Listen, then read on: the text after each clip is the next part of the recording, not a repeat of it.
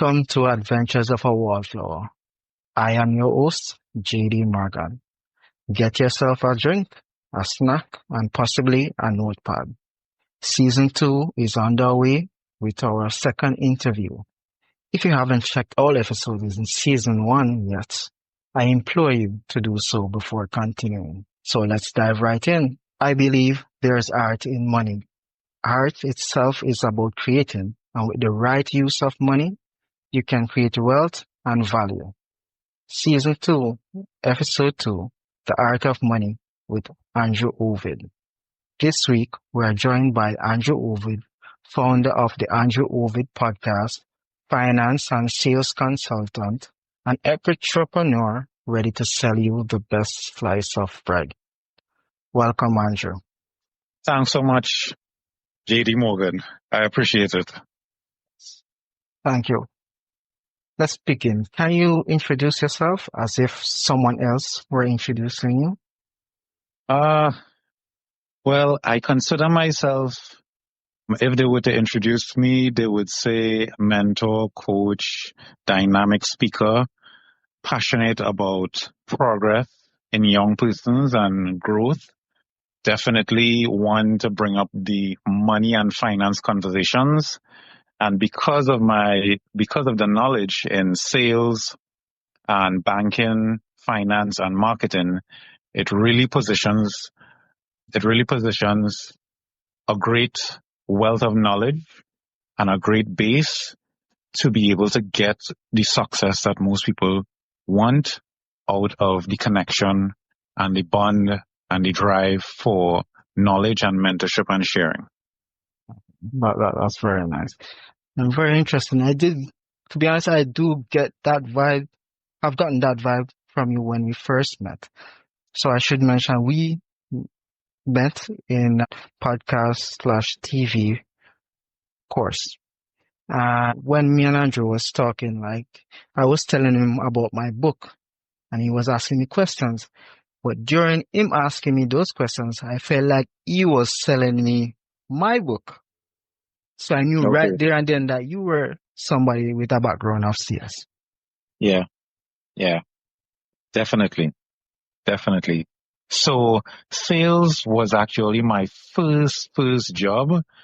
And to this date, I think that it's one of the best parts of my journey because I considered myself to be a shy and an introverted person, and everybody who would have known me prior to sales would have question marks about if I speak and if I could have a good conversation and so forth. But sales popped up as my first opportunity to work.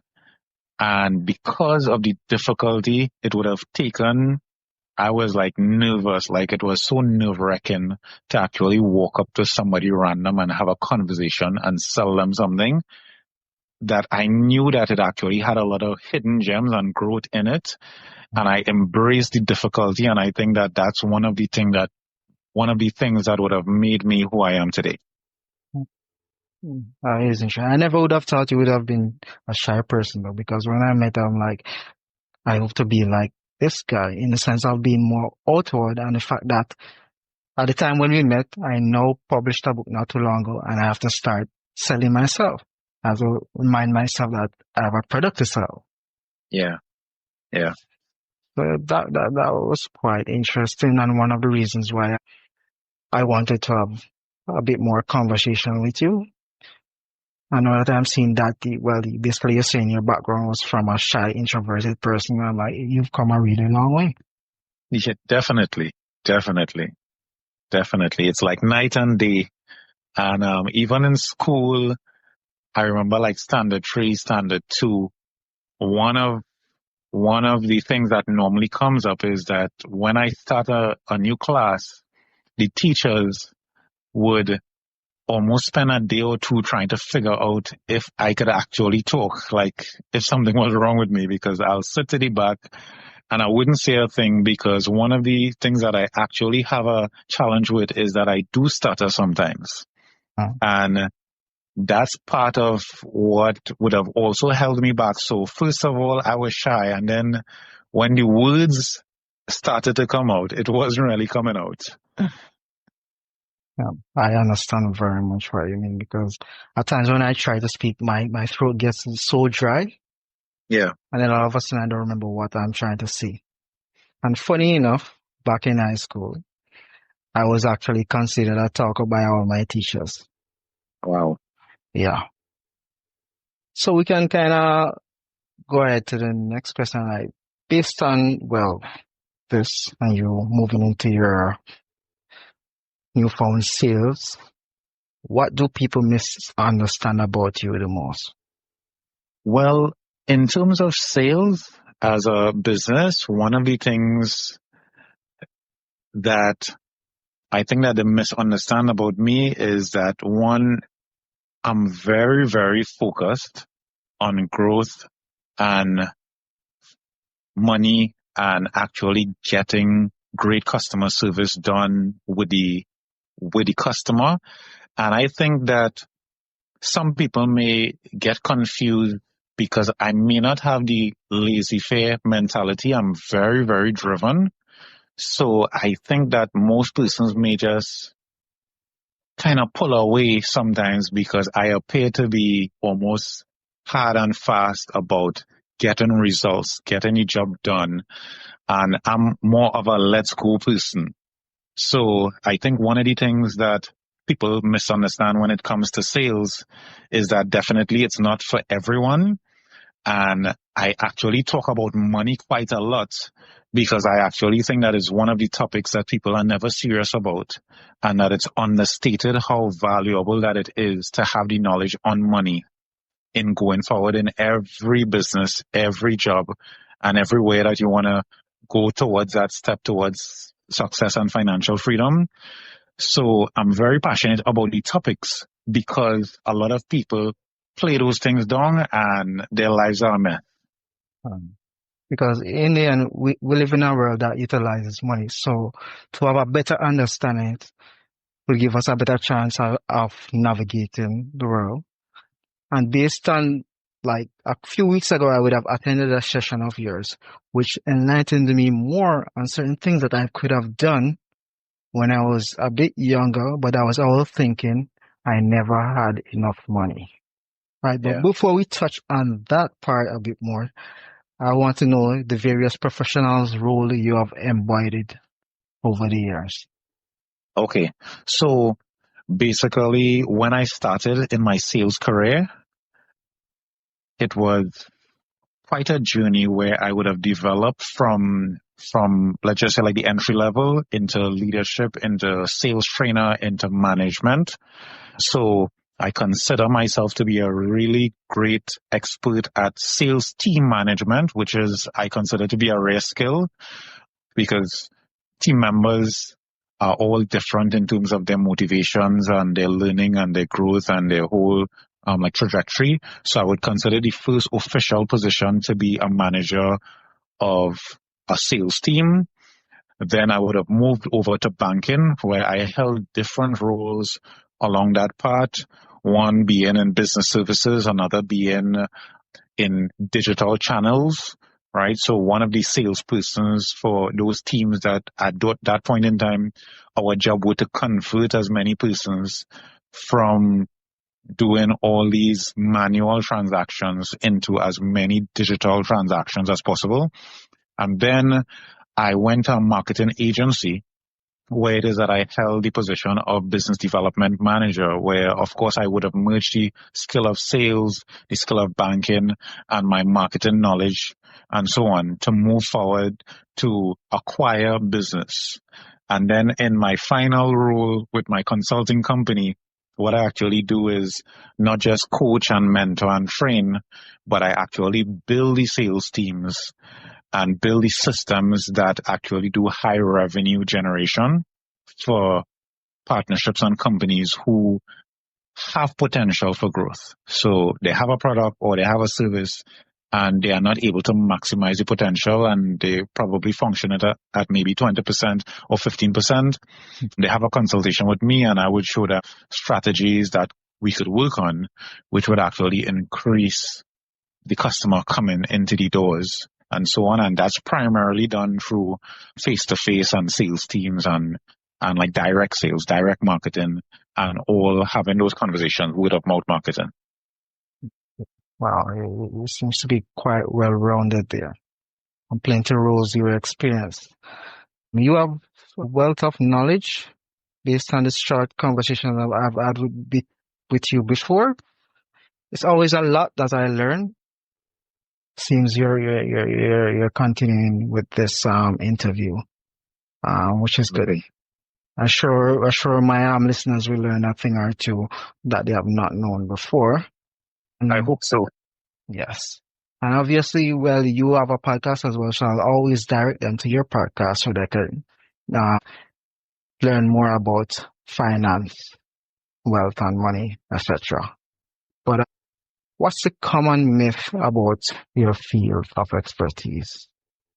I think one of the common myths about my field is that anybody can do it. So once you can speak, then you can become a salesperson. I think that is definitely incorrect. So there are a lot of psychological behaviors around sales and certain patterns that we learn that are actual skills that it takes practice.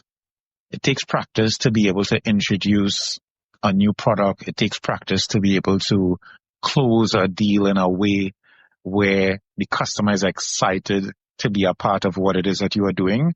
And I think that many people advertise, I want to have salespeople or I want to have a sales team, and there's no real measure of the level of actual skill that is required to do it. So I think that one of the things that people misjudge is actually how difficult that it is, one, in terms of the mindset and the focus and the drive and the energy, but like the main part would be the actual skill. And if it is that you even do your people do their research, they'll realize a lot of salespeople actually don't hit their target and don't hit their quota. And a lot of them, I want to say, don't invest into upskilling themselves, into getting the relevant training that is needed, because they believe that they could talk their way into a sale and not necessarily use a system of that is based on skill sets that they would have learned in terms of pitching, in terms of having a conversation, in terms of really owning that particular niche of that sales skill that is required for them to hit their target. Yeah, I understand completely. I know that with sales, you're always on the go and your work never truly finished.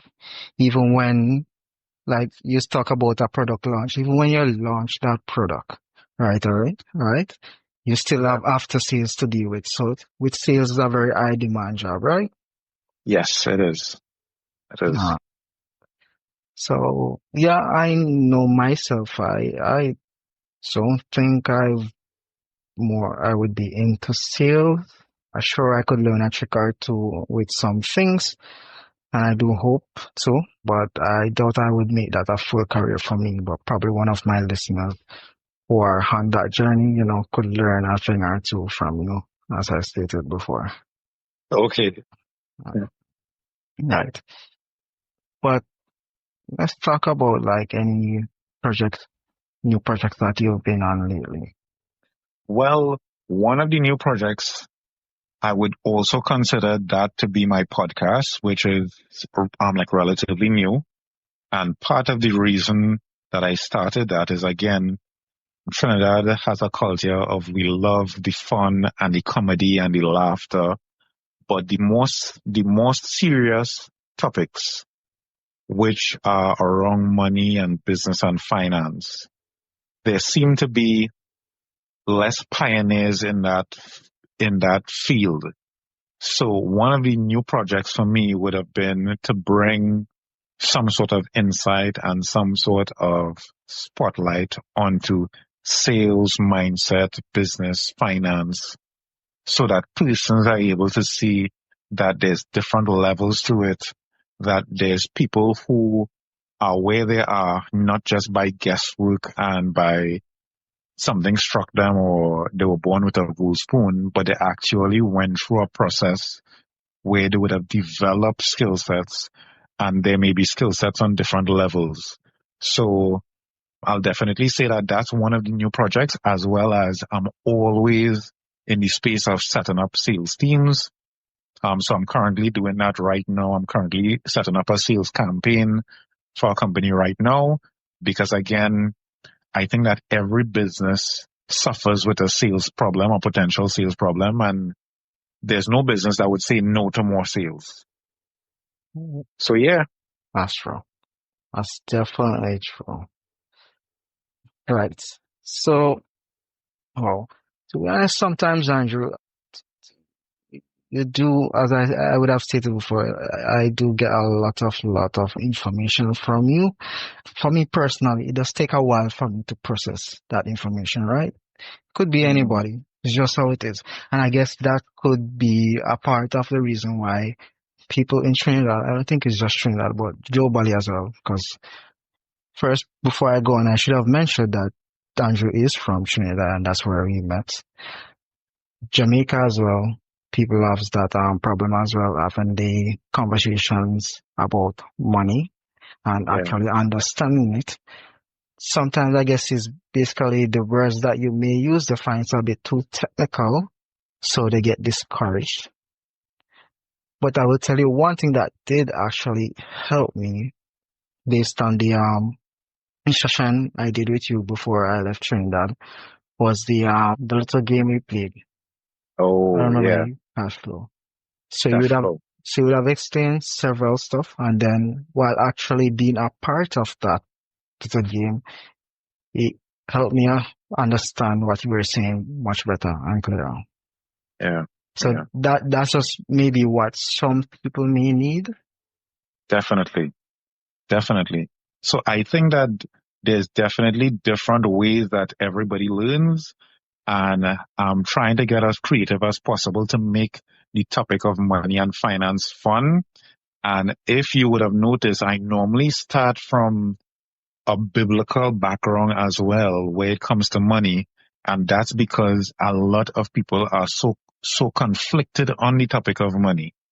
So because there's so much conflict that that actually starts, I want to say, early in life and even throughout, I want to say, church as well. Part of the reason that I talk from, I want to say, a biblical perspective is that at least this is a reference point that we could agree on. And what it is that we see is that some of the perceptions about money that is even written in the Bible is not what people have when they understand from a faith-based perspective what they would have learned in the past. Yeah, understood. Yeah. Right. So 1 second there. Right. So we're just gonna dive into this. What time of day do you get your best work done? Hmm. I I personally wouldn't say that there's a best time of day, but I would say I'm definitely not really a morning person.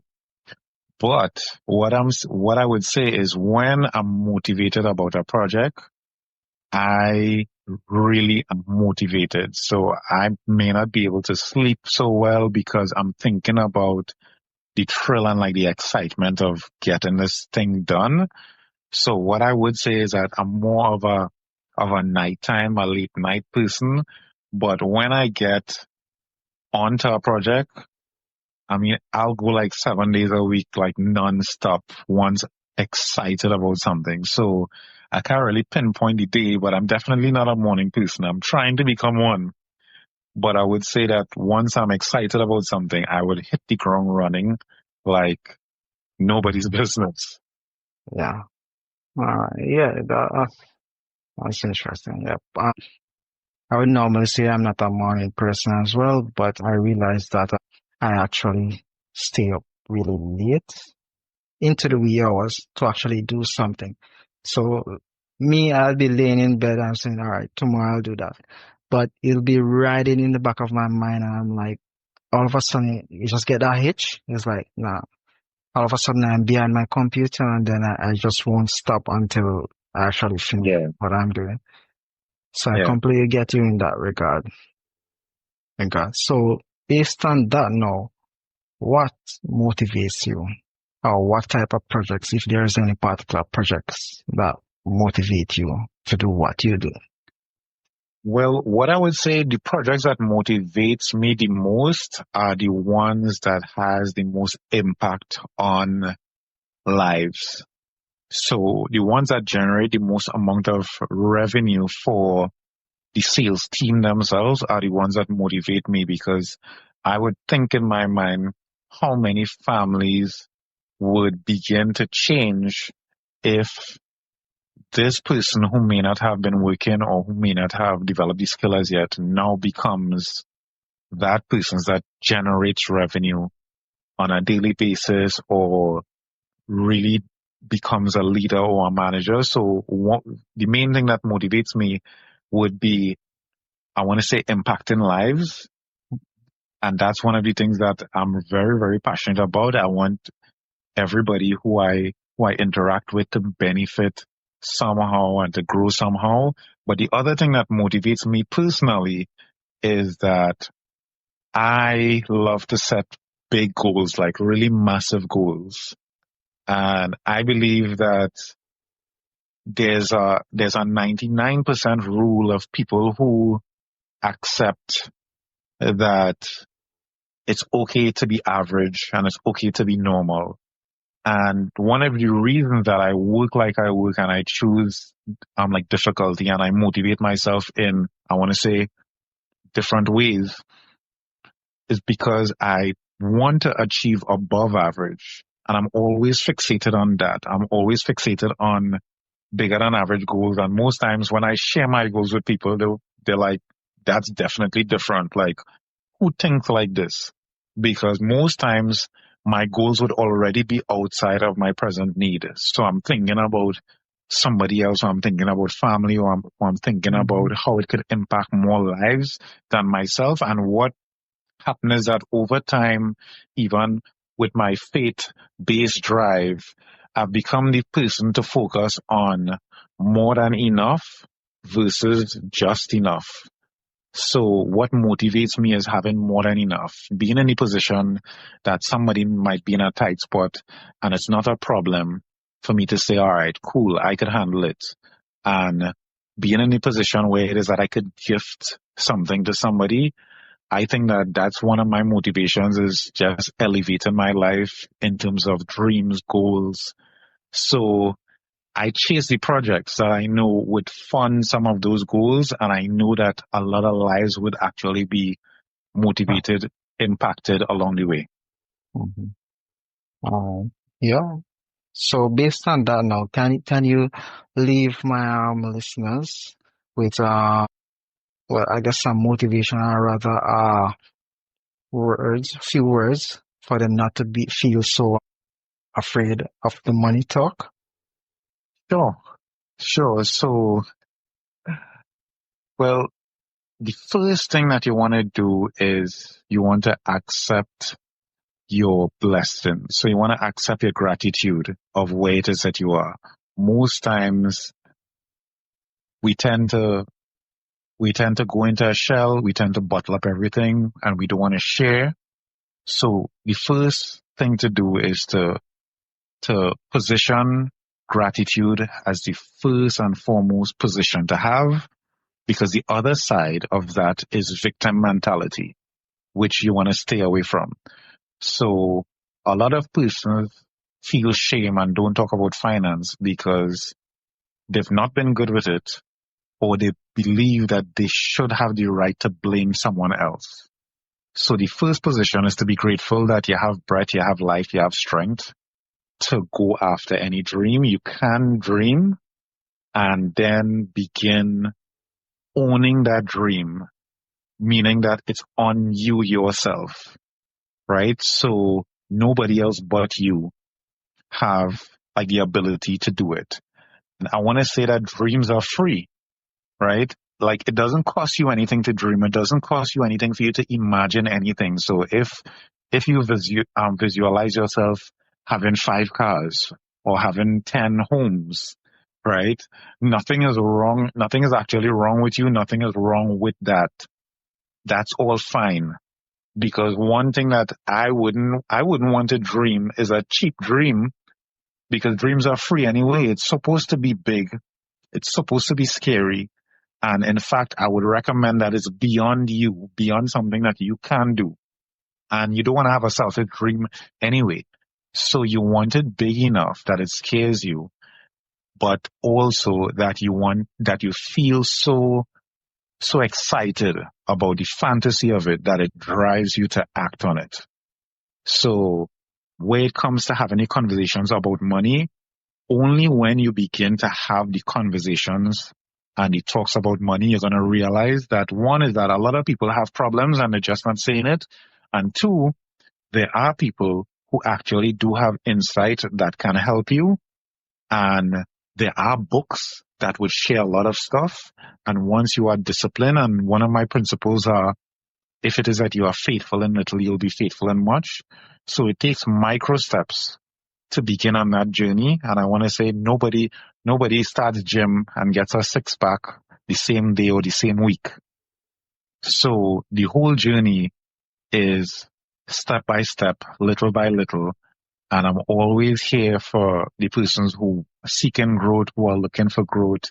They could definitely tune into my podcast. And I'm really hoping that more people come into the movement of having these conversations around money and your financial future. Because if you get this straight, we go to school to get the jobs, to get money, but nobody wants to talk about it. They're so scared to talk about it. And then shame when it is that you don't have the more than enough to do what it is that you want to do. So instead of us having discomfort in our lives, we need to have that conversation early so that we know exactly what to do with it and have a great and positive relationship with it. So I know that was all over the place, but I'm definitely hoping that they would get some gems inside of there, because there's only so much I could share on money at the point. Yeah, so we would have to have sessions based on just one topic to do with money. And yeah, thank you, Andrew, for that bit. I know I will take a piece from it after I've reviewed it over and over again. Okay. Because I've been starting to have those conversations myself with my mother, other family members. And I realize at the end of the day, even though it's late, technically it's never late to start. Yeah. Once you have life. Agreed. Right? So I think part of that, what you just said, is something you would have actually said to your 18-year-old self as well. Is there anything else you would have said to him? Definitely along the same lines. I mean, time is actually the most valuable resource. So I would go as hard as I can. And one of the things that I always say is that a lot of young people come out of school and they're looking for this safety net and this comfort, and they're looking to fit in with their friends. I'm saying that at that point in time is for you to flex and develop your muscles to the maximum. And just looking at it, if it is that we talk about like Usain Bolt, I believe that he may have started majoring in the 400 meters or in the 200, if I'm not mistaken. Yeah. But he didn't stay content with, they say that I'm suited for this type of race and this is the time that I'm running. He was always about improvement and development and challenging himself. And if it is that we look at it in the physical fields, nobody goes and picks up a 10-pound weight and say, all right, this feels so comfortable. I'll come back next week and I'm going to lift up the same 10 pound. And then the next week, I'm going to stay with the same 10 pound. But however, the crazy thing is that we actually do that with our lives. When we don't take challenges early in life, we take a comfortable seat where there's no self-development and then wonder like 15, 20 years down the road, like why we can't make drastic changes in our lives, or we don't have the flexibility, or we don't have enough skills when others have more skills in the marketplace. I think that early is the way to go and find something difficult and hard. You could always reach your limit and maybe pull back. So I would definitely tell like my 18-year-old self, go as hard as you can, run as hard as you can, and then figure out what that upper limit is. Figure out how hard I could push, figure out how much weight I could take, figure out how high I could grow, how well I could speak, how well I could write, and generally just push myself to the limit and not study about fitting in with friends. Because my friend is doing business, I'm going to do business as well. Or because my friend is going to work here, I'm going to work there as well. Those might sound like a good plan, but everybody in this world is different. And you want to figure out what your maximum potential is in life. And that's my desire for every 18-year-old. Their hunt should be to go on, how do I maximize these gifts that God has given me and go out there and do the best. Wow. I couldn't have said it much better myself. That is exactly what I need to, well, I would have told my 18-year-old self as well. Definitely needed to continue with my writing at that age and take it a bit more serious, because look, in the end, I ended up still coming back towards it. Yeah, definitely. So based on that now, is there any question you wished I'd asked you? Oh, I think that we touched on quite a bit. So If there's anything more? No, there's actually nothing that comes to my mind at this point. That's fine. We'll just direct them to your podcast so they can learn more about finances and sales, etc. Definitely. So give us the lowdown and where listeners can find you online. So it's the Andrew Ovid podcast. This is on YouTube, on TikTok, on Facebook, and on Instagram. The Andrew Ovid podcast. And you could feel free to send messages and respond. I love to get feedback, and I want to know that I am being a blessing unto others. So definitely your kind words and your likes, subscribing, I am grateful for all of it. So if anything blesses you, feel free to share it and feel free to subscribe and like and comment as well. Right. And that's it, folks. Andrew Ovid. Thank you for joining me. Thanks so much for having me. Yes, it's been a pleasure. Yes, it is. Take care, bro.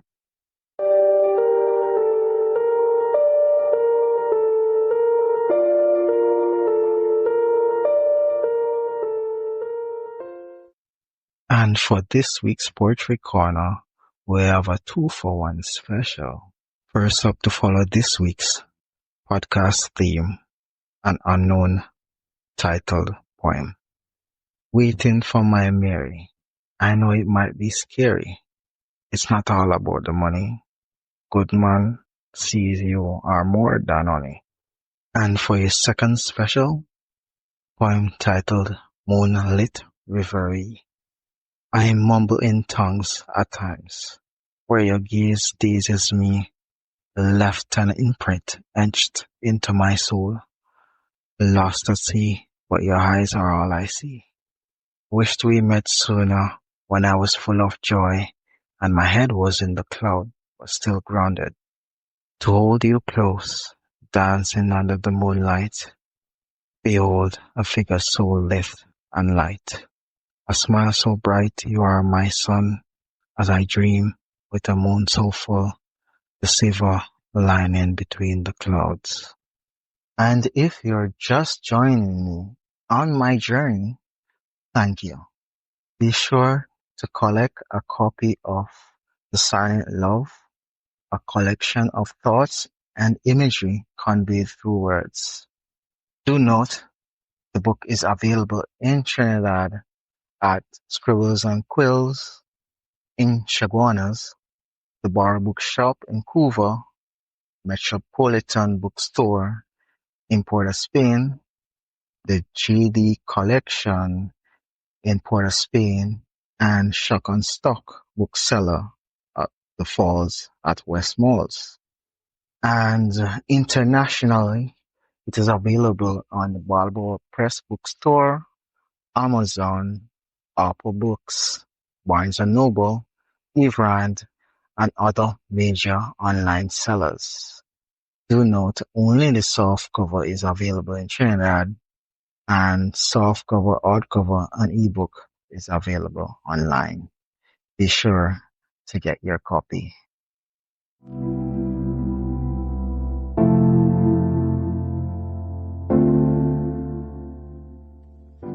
And for my other socials, you can check out my website at www.jd-morgan.com and Instagram page with handle j.d.morgan, MORGAN_writes. As well as on Facebook, you could search for the profile j.d.morgan. And I am also on TikTok as j.d.morgan_writes. And if you've read my book, kindly go to Goodreads and search for my author name or the book itself and give a review, a very honest review. Thank you.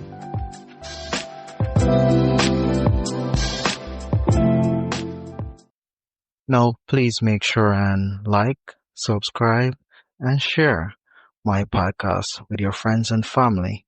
And join me on another episode next week.